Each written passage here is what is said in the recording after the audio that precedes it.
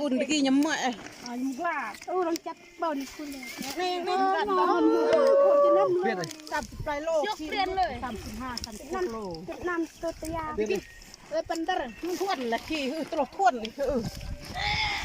ยอมเสียยากเลยมือน้ำโป้เลยก็น้ำโป้ความจริงทวนน้ำเลยเพราะมุนสุดเลยน้ำโป้มันอันกล้าเลยโอ้มันจะมีไรอันไรเหรอเวียดเด้มึงตั้งบนไหนเนาะเลี้ยงแต่ยุ่งมั้ยตั้งบนไหนนี่ก็ยกสวดตลอดมึงตะเลยเหรอมันจะปัดตัวมือเตะจนได้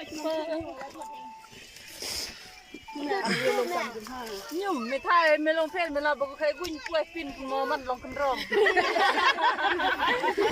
ยังต้องเคยได้กันร้องจับเยอะแม่จับตรงกระพิวัตเยอะๆลงสัมภาษณ์คนเยอะกว่าเพื่อนเลยเนี่ยระเบิดโอ้เจนดึงต้องห่างจิกุนเตียวจะมันความรู้สึกแต่เห็นดีๆนั่งดาวกุ้งอยู่เดี๋ยวเรามาทีมงานเอาเรือยกองเงาะมาเลยกินบอกเข้มบอกซองเลยฟังเพลงฟังไห้นี่นะมันตัวป่วยฉันงอได้กินคนกว่าเรื่องเก่งปลาซองเลยเอามาเด็ดมาฮับปิ้ง